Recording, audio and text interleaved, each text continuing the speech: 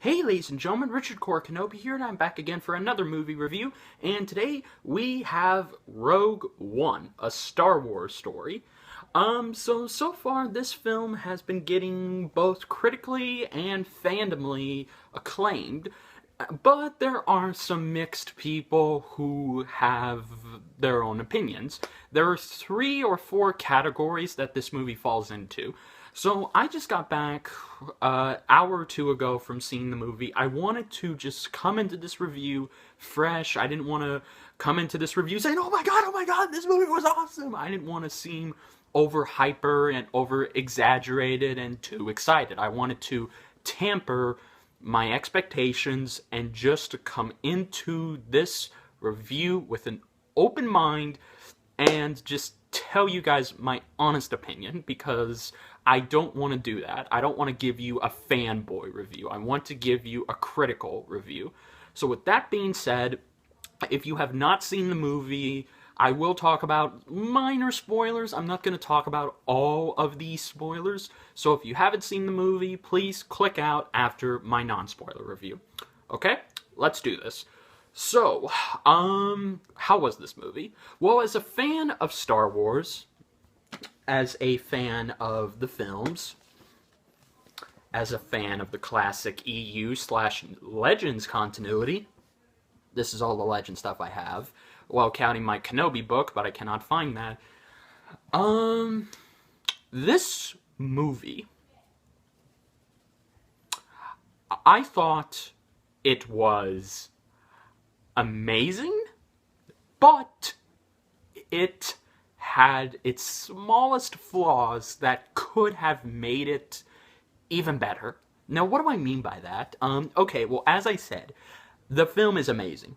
No question about that. It is fantastic. Like, if you did not like the prequels, I think you're gonna love this movie, because if you're one of those people that thought the prequels did a bad job of setting up on how Darth Vader became Darth Vader, or in this case, how Anakin Skywalker became Darth Vader, then I think you're gonna like this a little more, because this does do a better job of telling a prequel story than the prequels. Now, does that mean I think it's better than Revenge of the Sith? I never thought I would say this, but yes, I do think it's better than Revenge of the Sith, and that is one of my favorite Star Wars films. I put Revenge of the Sith right up there with Empire because I love it so much. Now, that's not a biased opinion, that is just my opinion, because while yes, I talked about this on the Nerdbender Star Wars podcast, yes, Revenge of the Sith is not, by any means, a flawless film. It's not a masterpiece. It's not a perfect film. I said it's a near-perfect film. It could have been perfect, but there were so many things in that movie holding it back that... And I feel the same thing comes to this film, but in a different way. There's no crappy dialogue holding it back. There's no god-awful CGI, depending on your point of view. No, it's my problem. Let's just get into the negatives. First thing, the first act was, it had its, how can I say this? Everyone has talked about the first act. It's slow, it jumps from planet to planet, which I like that we get introduced to new planets that we've never seen in the current canons of Star Wars lore.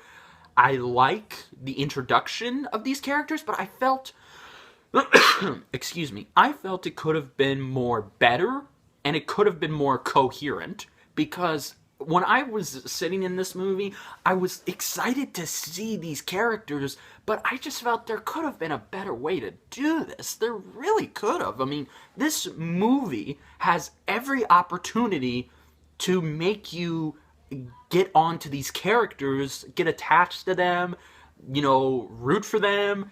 And in the first act, I would say the first 20 to 50 minutes, this film has trouble finding itself. Like, it's trying to be different. Like, as soon as the lights went dark, I was in the theater, I was in my recliner chair, I was sitting back. As soon as I saw Lucasfilms or LucasArts, whatever, and I saw a long time ago in a galaxy far, far away. Of course, we all know they didn't have the classic opening Star Wars crawl because this film is not connected to the Skywalker saga. So that's why you didn't get the classic opening.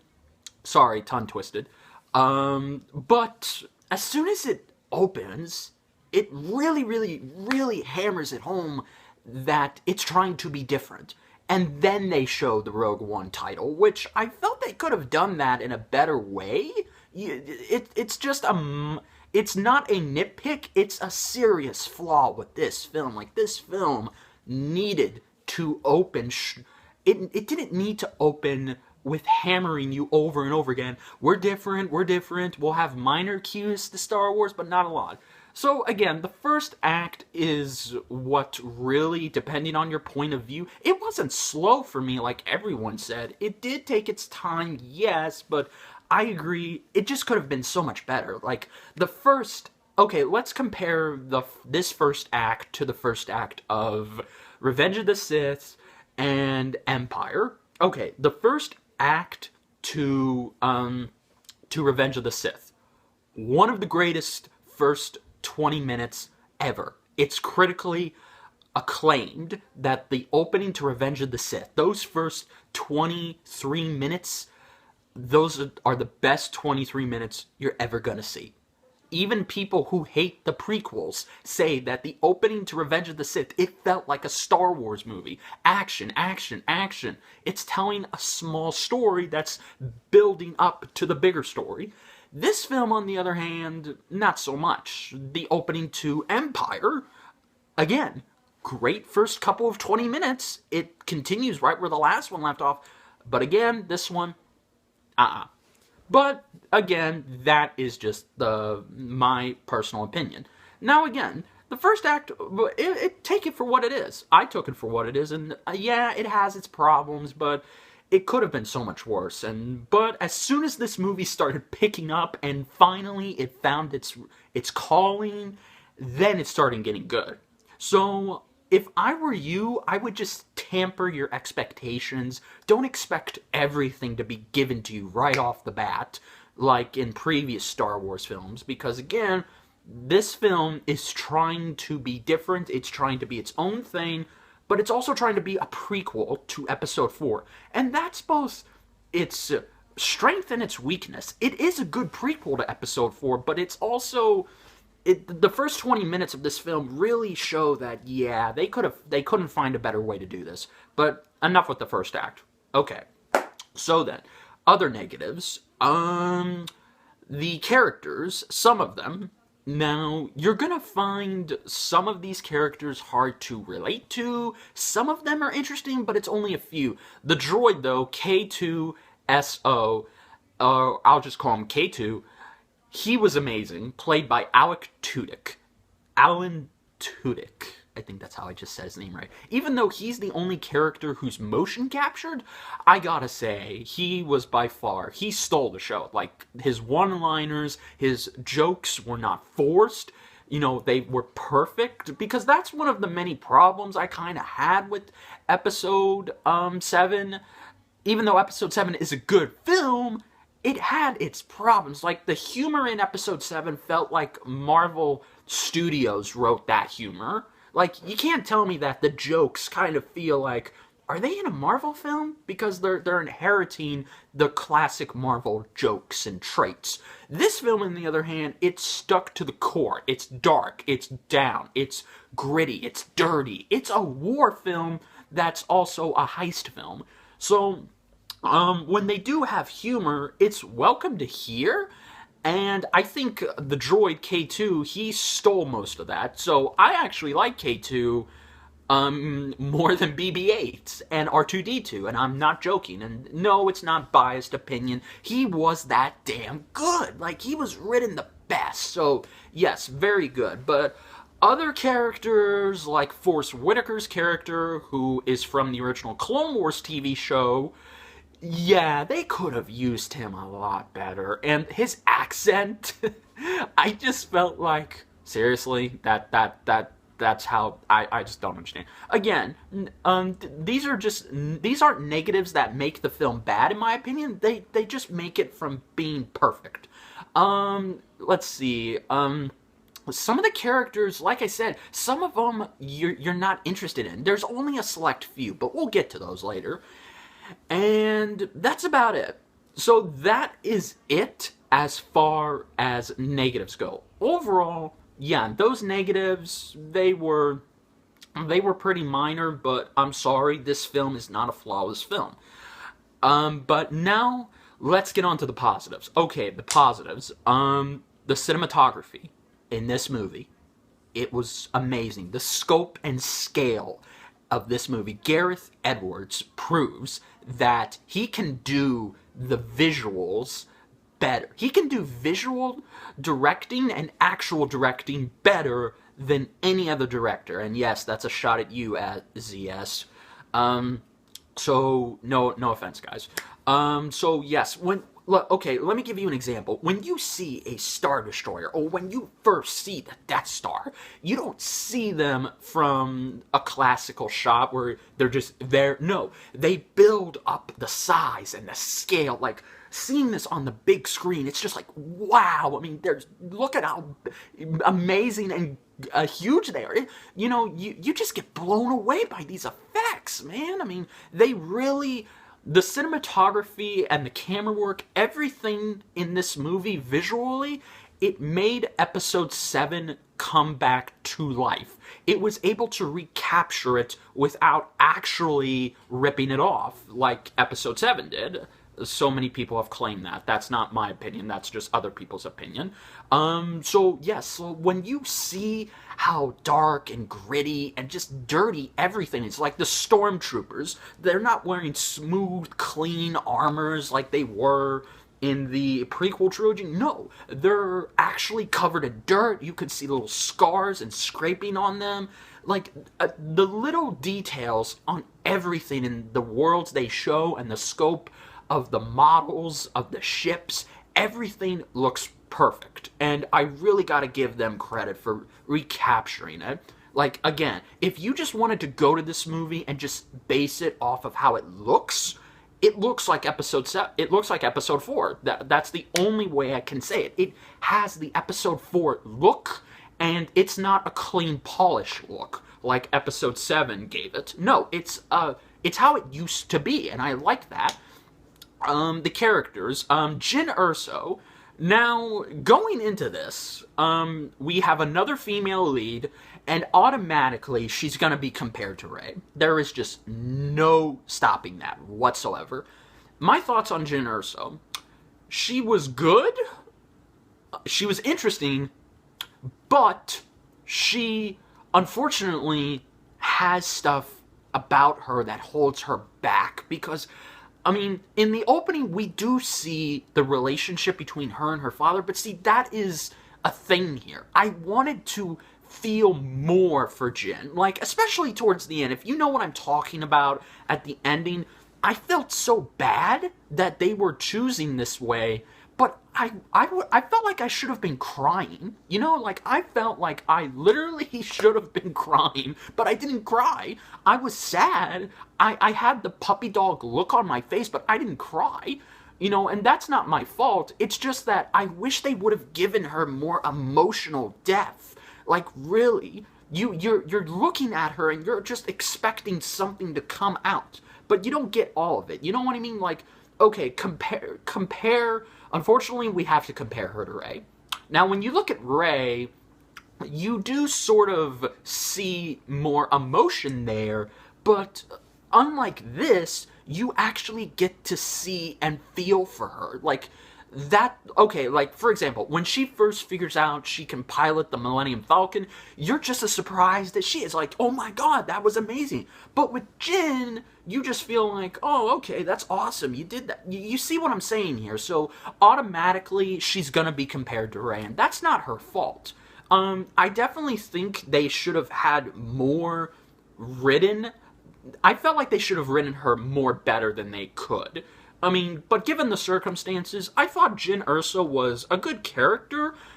I definitely did like following her around on this adventure, and like I said, that ending with her, I didn't expect that. Well, okay, I kind of expected it. In the back of my mind, I knew what was going to happen to her and all of these characters that were set up to meet and follow. But just the way when it was Jin, what we saw happen with Jin, I was surprised. I literally was surprised, and I felt so sad. I was just like, I wanted to see her get out, to get out of this predicament, and just, but instead, I mean, I won't spoil it now, but again, if you can get what I'm talking about, then you understand. So, yes, Jin Erso was great. Donnie Yen, how can I not talk about Donnie Yen? I'm going to be quoting what he said all day. I am one with the Force is with me. I am one with the Force is with me. I mean, his character, now, it's never stated if he was a Jedi, but he is a Force sensitive. He believes in the Force, and even though he's blind, he is a badass fighter. Like, when you first see his first action scene, it reminded me of that scene in the 2010 Karate Kid with Jackie Chan. It was like that, but if Jackie Chan had a stick. I am just blown away by how awesome Donnie Yen's character was. I mean, even though, yes, he had a name and he was the Guardian, I'm just going to call him Donnie Yen because that's who he was to me. He was amazing. I really wish we would have gotten more of him. Like, I just wish we really would have gotten more of him. But for what he does, he's pretty good. He's the most interesting and amazing character in this film. Like, I wanted an entire novel dedicated to him, explaining how he got to where he was and how it ended for him. That's what I wanted to see. And of course, his protector, he was good too. Let's see, who else? Oh, the pilot, who of course is with Jin Erso. Again, he was okay too, but he was kind of the stereotypical, okay, I'll follow you into battle, this and that, They weren't love interest, but again, I wish he could have been a lot better. But the characters in this were very good. Now we have to talk about the Max Mikkelsen. Unfortunately, him being Galen Erso, and yes, Galen, if you can figure out what that's an Easter egg too, very good then. I liked his character, but that is the problem here. Like I said with Force Whitaker, he was wasted. They should have been able to just get this better with these characters, but again, what are you gonna do? The Admiral.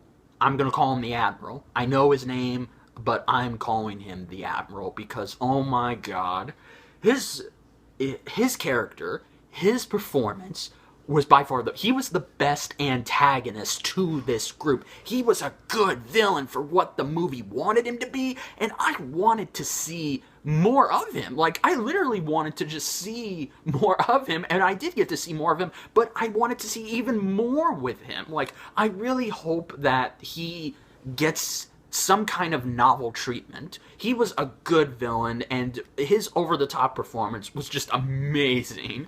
Like, you really could tell that this was a guy who's gonna get shit done, and he does get shit done, but again, it's just so funny to see him, even though he's an admiral, it's just so weird to think that Darth Vader and Tarkin, I'll get to them, they just outclass this guy in every sense of the definition. Like, literally, both of them just school him.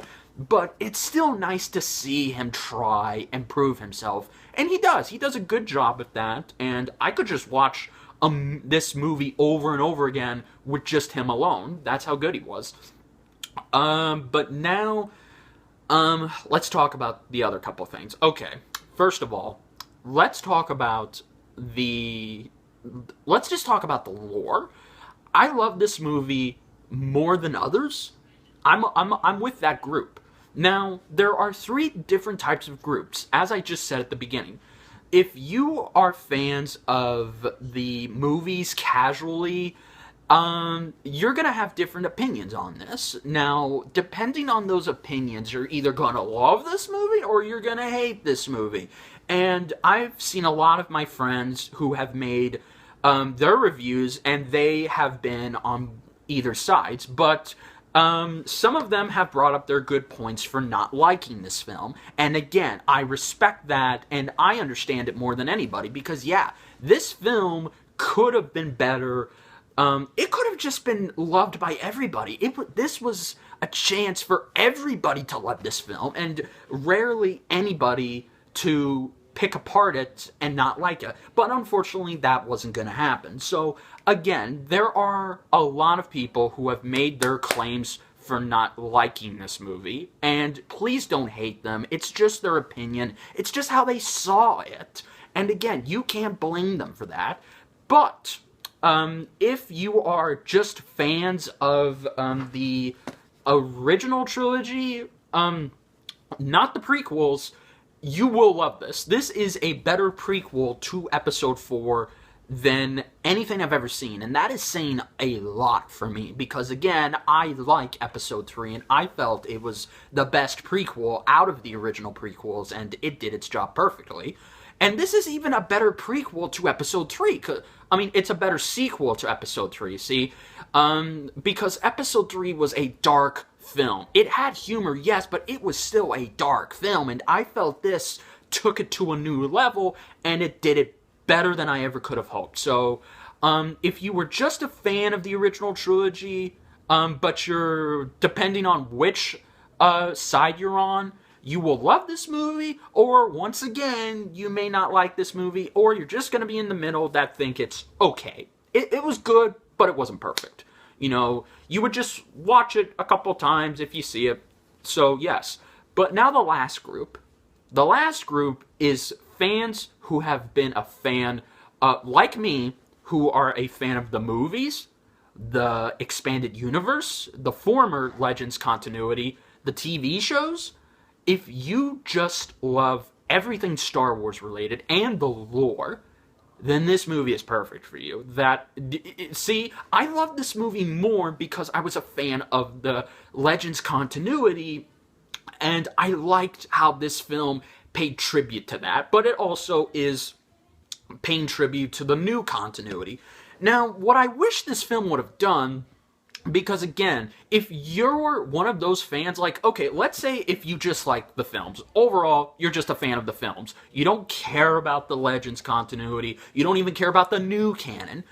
You're gonna love this. You're either gonna love or hate this film, but if you love it, you'll just love it. But if you're a fan of the EU and everything Star Wars, you're gonna love it more. And that's a little strange, because I really wish this film could have done a lot more to make anyone love it, because again, yes, even if you're coming into Star Wars with fresh eyes, a fresh opinion, then you'll love this movie, or you'll hate it. It's just like I said, guys, it's your own opinion.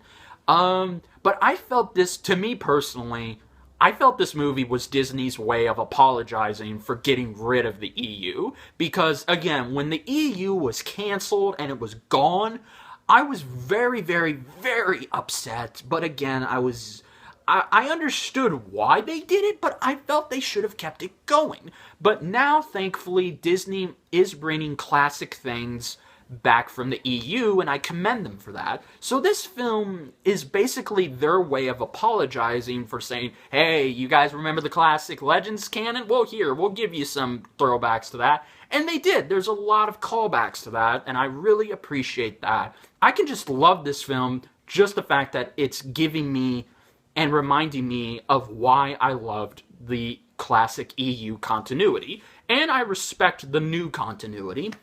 So, yes. But again, it was just great. But now, let's talk about the last couple things. First of all, the last fight, like the last space battle. I can say this right now, and so far everyone I have seen has said the same thing. But the last space battle of this movie, the last action scene, is so much better than Episode 7's last space battle. It's better than the prequels, and it's right up there with Return of the Jedi. It may even be slightly better than Return of the Jedi, because the way that it literally went back in time and it recreated and even improved upon the space battles from the original trilogy, because there's even some Easter eggs to Episode 4 that, and I'm not talking Easter eggs, I'm talking actual Easter eggs that literally stick out in your head and you're like, oh my god, that's from Episode 4. Like, you'll understand. And they even explain how Luke Skywalker got the title of Red 5, so that's very interesting. Also too, now what I mean by that, again, while the space battles were good in the prequel trilogy, the original trilogy really knew how to do them right. Like, just the way the camera moved in the last space battle in Return of the Jedi, like, you felt like you were flying around with them. Like, you could see everything that's happening. And in here, this is how they did it. They literally built models of the X-Wings and the Y-Wings, and they stuck the camera in front and in the back of... So when there's a certain scene where you see all of these X-Wings flying, you're right behind them. Like, it doesn't look like a video game version of it like it did in the prequels and even part of Episode 7. It literally looks like you're flying with them. It looks so amazing, and there are even new things they do in here that we've had questions to. Like, everyone's always had questions about light speed and everything and how that works. Like, would a ship just crash? This film answers that question. It does so many things right with, like, the space battle alone is worth seeing in the movie theaters, and I just loved it so much. Like, if I were to rank this among the space battle with Return of the Jedi, I would say, just like Return of the Jedi, this gets a 10 out of 10. Like, easily one of the best space battles ever. No question about it. But now, let's talk about Vader and Tarkin, and let's just see how they were done. First, let's start with General Tarkin. Now, as you know, when it was announced that Tarkin would be in this movie, and we all knew that, but we were asking ourselves, how are they going to do this? So then it was announced by the crew, they were going to get someone to be dressed up like Tarkin, but they were going to CG Peter Cushing's face onto this person, because if you do not know, Peter Cushing, who played Admiral Tarkin, or General Tarkin, I apologize, folks, I'll just call him Tarkin, who played Tarkin, he has been dead for a decade now. He passed away a long time ago, so I was really skeptical about them. And I'm a huge Tarkin fan. I love Tarkin. I love Peter Cushing. You know, he's a classic good actor. But when I saw Tarkin in this film, instantly it was scary. It's Peter Cushing. Like, they even got someone they even managed to get someone to do his voice. And when I hear this person speaking, it sounds like Peter Cushing. Like, it's scary. Like, the person who did the voice for Tarkin, I don't know who it was, but this person did an amazing job. He did an amazing job at sounding just exactly 100% shot and match like Peter Cushing. And yes, obviously, there are moments where you can tell it's CG, because yes, we have this technology to where, oh yeah, if an actor is dead and we want this person that actor played in this movie, we can just use CG or motion capture. And again, there are parts where you can tell it's motion capture. Hopefully they fix this in the Blu-ray, because again, we all have those eyes. You know, we know when something is CG. So if you have the CG eyes, you're going to be able to tell you're going to be able to tell it's CG. But my God, even though I knew it was CG, it looked perfect. It looked like Peter Cushing had just never died and he was alive. That's how scary it was. So I gotta give him credit for that. And of course, now, I did. When I saw Tarkin in this, he did Tarkin stuff. He literally did his job. He showed the Admiral, hey, guess what?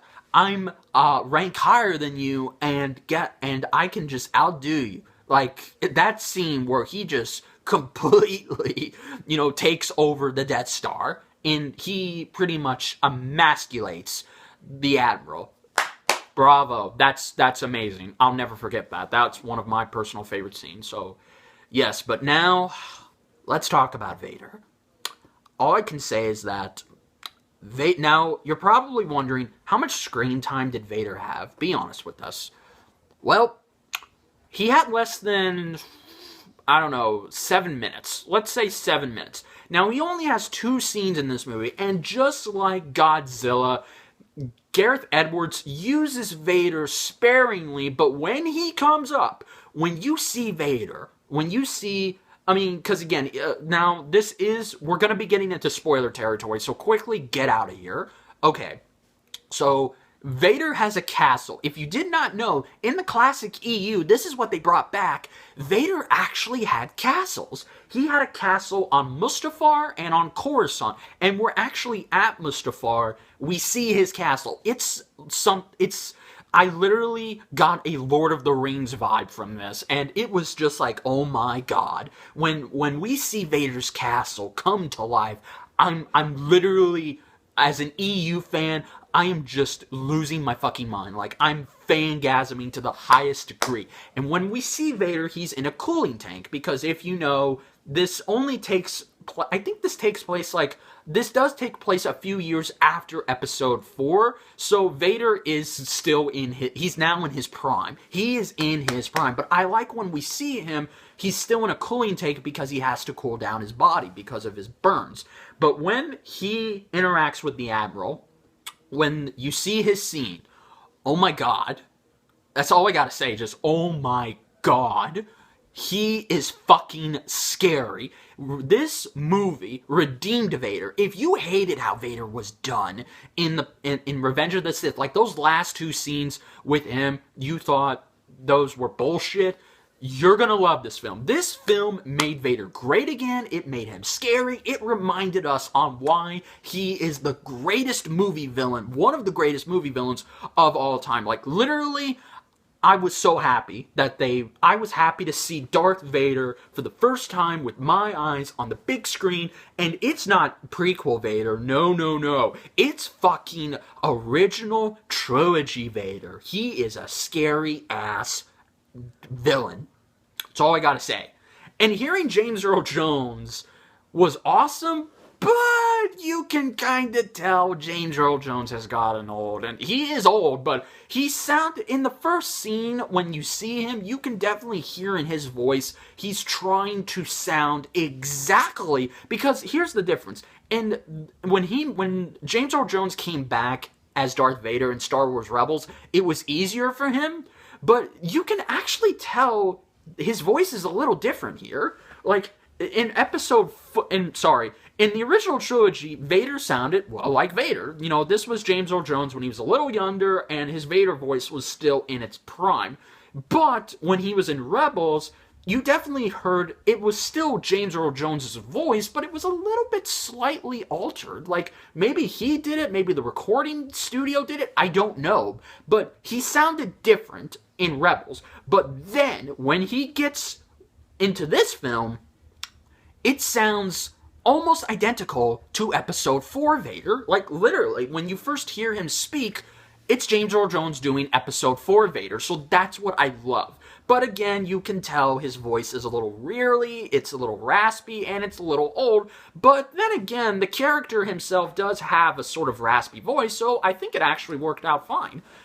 And that scene where he fucking he owns the Admiral, he owns him.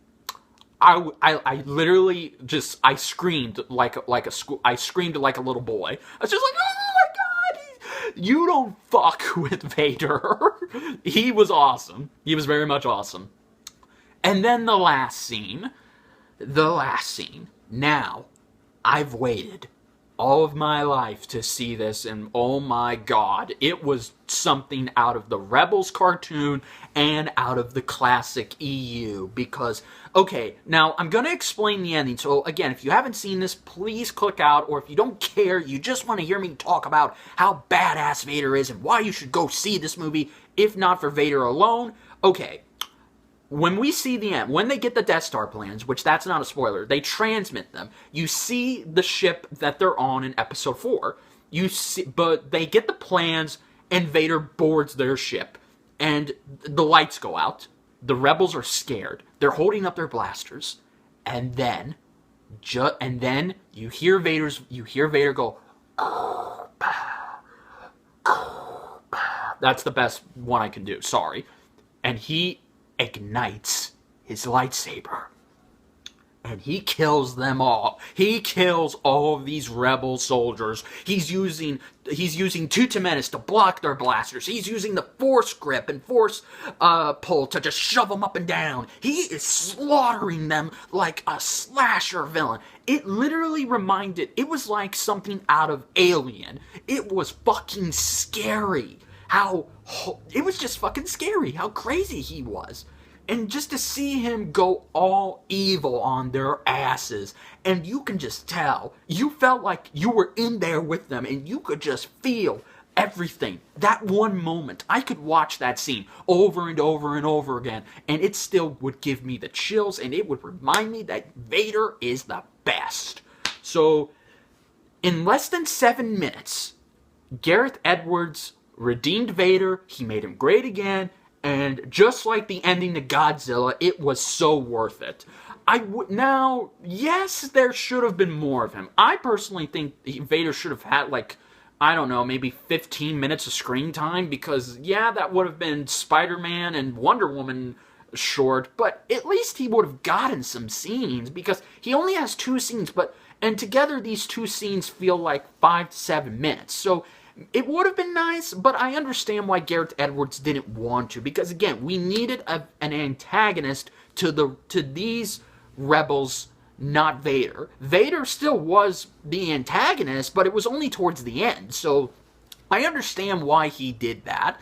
But would it have been nice to see Vader? Yeah, so if you're going into this expecting to see Vader in every scene in this film, that's not going to happen. He's only got 2 scenes, and that's it. But I promise you, I was skeptical myself, and I was worried that those 2 scenes wouldn't matter. But no, they fucking matter. They were perfect, and again, Vader was not prequel Vader. He is the original trilogy, classic Legends Vader. And that is what I love. So Gareth Edwards, props to you. It was good hearing James Earl Jones back once again. And he was by far the best part. Like, I'm just saying. So, yeah, Vader is great again. That's it. Like, I honestly wish George Lucas would have done this a long time ago in the prequels.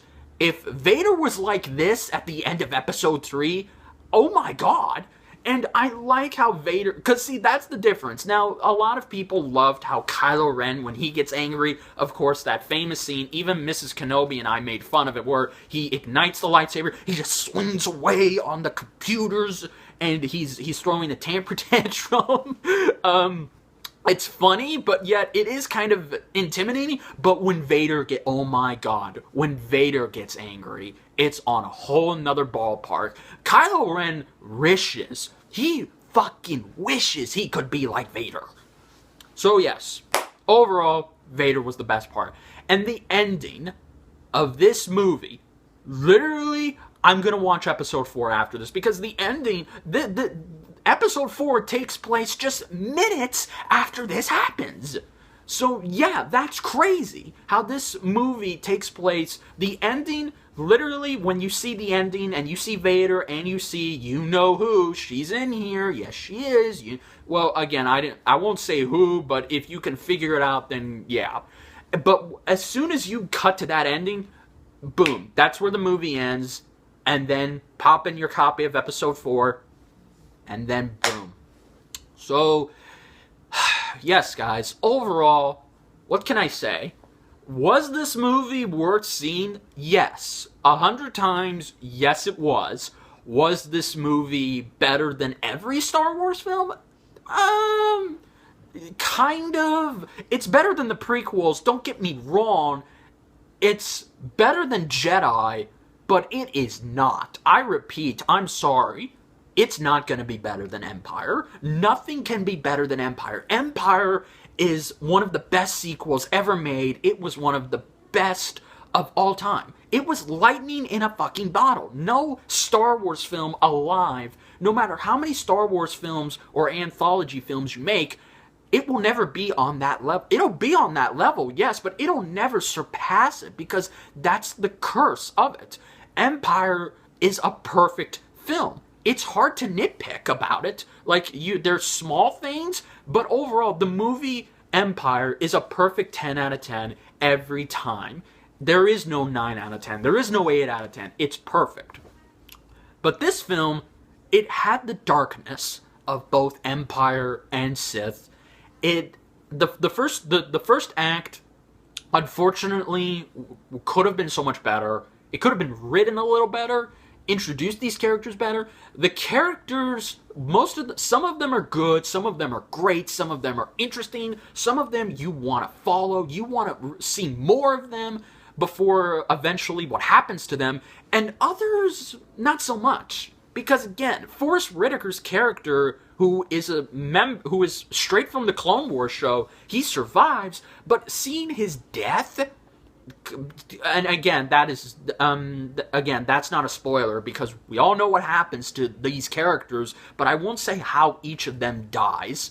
But again, I'm just saying, when we see Forrest Whitaker's character come back, you kind of don't feel like he got a deserving ending. You really don't. And that's kind of a shame because I felt so bad. You know, I wanted to see more of that, but we didn't.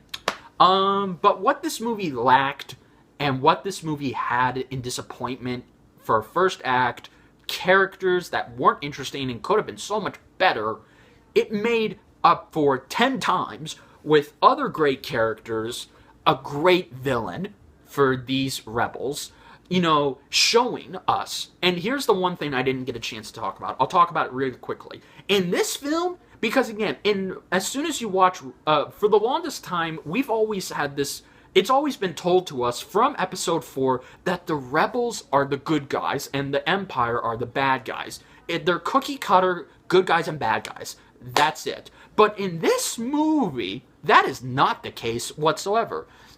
Like, we actually see that the rebels actually have to play dirty. They have to do stuff they're not proud of. That's actual war. And when we see the Empire, we actually see that not all of them are bad. They just choose this side because it's what they see. It's their point of view. So I like how there was actual depth to both of these sides. That's something we never got in the original trilogy, because again, everyone always says, oh, would you be a rebel or would you be an Empire or an Imperial member? You always choose both. You always choose one of them, but you never explain why. And now in this film, it's perfectly shown to us. It reminded me a lot of that scene in Captain America, the Winter Soldier, where, you know, of course, Nick Fury tells Cap, you guys had to do something. You guys did some pretty fucked up stuff too. And Steve Rogers said it best. Yes, we had to do what we had to do, and we weren't proud of it. It didn't help us sleep at night, but we did it because we were soldiers. That perfectly, what he says, it perfectly represents the Rebel Alliance and the Imperials. It does. It perfectly represents everything. And you see why these sides are the way they are. That's something I've always wanted to see done. That feels like something that the classic EU would have told us. So again, very nice. I do. And now every time I watch the original trilogy, I know that, okay, yeah, these two sides are not cookie cutter stereotypical sides. They actually have depth and they actually have good reasoning for one person attaching themselves to different sides. So bravo to them for that. And I just gotta say, I mean, I really, what can I say? I mean, this film and the Easter eggs, yes, of course, why, how can I not? The Easter eggs and the callbacks to Revenge of the Sith, to Episode 4, and even a little bit of Rebels, to the classic Legends continuity, to the new continuity. All of these Easter eggs were perfect. I loved them so much. I loved seeing them and seeing characters that I never thought I would see. It was amazing. Like, the Easter eggs were perfect, and I love seeing them. I can't wait. I am going to see this again with Mrs. Kenobi and her family. So I will be seeing this film once again, and I can't wait for Mrs. Kenobi to see this. I can't wait. And I think that this film, it's a near perfect film. It's unquestionably near perfect. Now, does that mean I would blindly say this film is the best Star Wars ever? No, absolutely not. Empire will always be the best Star Wars ever. This movie has flaws that unfortunately holds it back for me and some people. Now, if you can ignore these flaws, then that's good. You're doing something that most of us can't do. But I will not blindly say that this movie deserves to be the best Star Wars ever. This movie actually is slightly better than Episode 7, in my opinion. And that's mostly everyone's opinion. Everyone has said, what you didn't like in Episode 7, this movie makes up for that. This movie, to me, I think this movie was better than Episode 7. And don't take that the wrong way. Please don't. I liked Episode 7. I loved watching it in theaters twice, and I loved it. But this movie will probably hold up more better because it's an original story. Even though we know what's going to happen, yes, it's a prequel to Episode 4, but again, it does it well. I like how this movie took its time. I just like how this movie pretty much established itself as one different thing. It's completely different. It's not, it has Star Wars in there, but this is the first time we actually see a war. This is pretty much like the Saving Private Ryan of Star Wars. That's not a joke. That is literally the case.